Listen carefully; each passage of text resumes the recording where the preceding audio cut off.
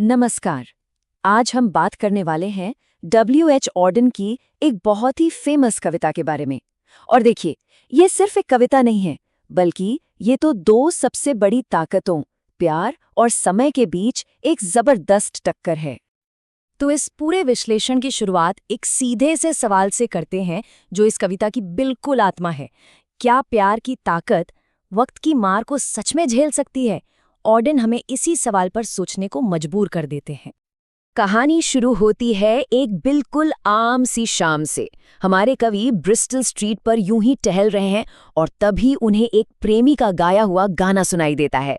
बस यहीं से हम उस दुनिया में खिंच जाते हैं जहां ये पूरा ड्रामा होने वाला है।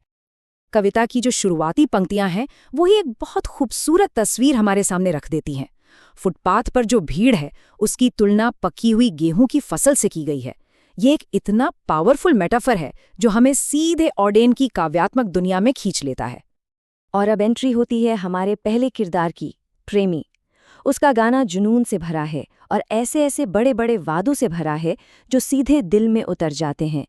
पर सवाल ये है कि क्या वो वादे सच हो सकते हैं? प्रेमी के जुनून की तो कोई हद ही नहीं है। वो तब तक प्यार करने का वादा करता है जब तक कि चीन और अफ्रीका मिल ना जाए और नदी पहाड़ के ऊपर से कूद ना जाए। ये बात कितनी दिलचस्प है ना, कि ये वादे जितने शानदार हैं उतने ही नामुमकिन भी। प्रेमी के वादों की तो जैसे झड़ी ही लग जाती है। वो समंदर को सुखाने से लेकर सितारों से चहकवाने तक की बातें करता है। वो तो ये भी दावा करता है कि उसके हाथों में युगों का फूल है। ये प्यार का एक ऐसा आइडियल रूप है जो वक्त से, समय से परे जाना चाहता है। लेकिन जैसे ही प्यार अपनी ऊंचाइयों पर पहुंचता है, कहानी का विलन सामने आता है। और ये कोई इंसान नहीं, बल्कि खुद समय है, जो शहर की घड़ियों के जरिए अपनी ठंडी और कठोर आवाज सुनाता है। और तभी अचानक शहर की सारी घड़ियां एक साथ बजने लगती हैं। उनका मैसेज बिल्कुल साफ है: समय से धोखा मत खाना, तुम समय को जीत नहीं सकते। बस ठीक इसी पॉइंट पर कविता का पूरा माहौल ही बदल जाता है। ये प्यार के सपनों पर एक सीधी चोट है, एक रियलिटी चेक। यहाँ देखिए, दोनों के बीच का टकराव कितना साफ दिखता है। एक तरफ प्रेमी की रोमांटिक कल्पना है तो दूसरी तरफ समय के भयानक रूपक, ग्लेशियर और रेगिस्तान जैसी छवियां वो घर के अंदर घुसकर धीरे धीरे होने वाले खात्मे और मौत का संकेत देती हैं। समय का तर्क ना बहुत सीधा है। वो कहता है कि सिर दर्द और चिंता जैसी रोजमर्रा की चीजों में ही जिंदगी धीरे धीरे लीक हो जाती है, खत्म हो जाती है। और समय को तो अपनी मनमानी करने का मौका मिल ही जाएगा, चाहे आज मिले या कल। कोई भी बड़ा वादा इसके सामने टिक नहीं सकता। तो सवाल ये उठता है कि ऑर्डन ने प्यार और समय के बीच ये जबरदस्त लड़ाई रची कैसे? चलिए, उनके इस्तेमाल किए गए कुछ काव्यात्मक हथियारों पर जरा करीब से नजर डालते हैं। ऑर्डन का जो सबसे ताकतवर हथियार है वो है मानवीकरण, यानी पर्सोनिफिकेशन। उन्होंने समय जैसे एक एब्स्ट्रैक्ट आइडिया को एक जीता जागता, सांस लेता हुआ कैरेक्टर बना दिया है, जो बोल सकता है, देख सकता है और इंसानों जैसे इरादे भी रख सकता है। ये लाइन मानवीकरण का एक बेहतरीन उदाहरण है। समय को एक ऐसे खतरनाक शख्स की तरह दिखाया गया है जो परछाई से सब देख रहा है और प्यार के एक बेहद निजी पल में खासकर रुकावट डालता है। सोचिए, ये कितना डरावना है। ऑर्डन का अगला हथियार है रूपक, यानी मेटाफर। वो रोजमर्रा की चीजों का इस्तेमाल करके इतने गहरे और शक्तिशाली मतलब पैदा करते हैं जो हमें एक पल में ही चौंका देते हैं। चाय के कप में एक छोटी सी दरार, कितनी मामूली सी चीज है ना? लेकिन ऑर्डन के हाथों में आते ही यही दरार मौत की दुनिया की तरफ जाने वाला एक रास्ता बन जाती है। तो यहाँ सबसे जरूरी बात यह है कि कैसे एक इतनी घरेलू सी इमेज मौत की एक ठंडी याद दिलाने वाली चीज बन जाती है।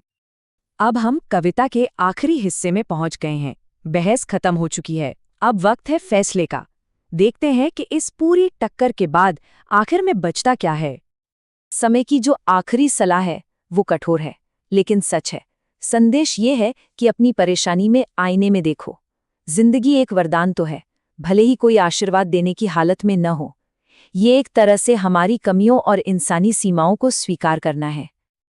और फिर अचानक सब कुछ शांत हो जाता है।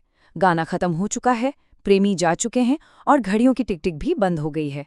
हम वापस उसी शांत सड़क पर आ जाते हैं जहां से ये सब कुछ शुरू हुआ था। कविता का अंत होता है एक बहुत ही शक्तिशाली प्रतीक के साथ। नदी। ये नदी जिंदगी के लगातार बहते रहने का प्रतीक है, जिस पर इंसानी भावनाओं और लड़ाइयों का कोई असर नहीं होता। कविता की ये आखिरी पंक्तियां एक गहरी शांति और उदासी का एहसास कराती हैं। प्रेमी चले गए, घड़ियां चुप हो गईं, लेकिन वो गहरी नदी, वो बस बहती रही।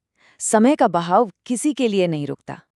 तो इस पूरी कविता से जो मुख्य बात निकल कर आती है, वो है इन दो ताकतों के बीच का संघर्ष। एक तरफ है आदर्श और हमेशा हमेशा वाला प्यार, और दूसरी तरफ है समय की अपनी सीमाएं और उसकी कठोर हकीकत। और आखिर में ऑडेन हमें एक बहुत ही गहरे सवाल के साथ छोड़ जाते हैं। अगर समय हमेशा ही जीतता है, तो फिर प्यार करने का मतलब क्या है? शायद शायद जवाब ये है कि प्यार की कीमत उसकी लंबाई में नहीं, बल्कि उसकी गहराई में है। उस पल की सच्चाई में है, भले ही वो पल कुछ ही देर का क्यों ना हो। इस पर जरूर सोचेगा।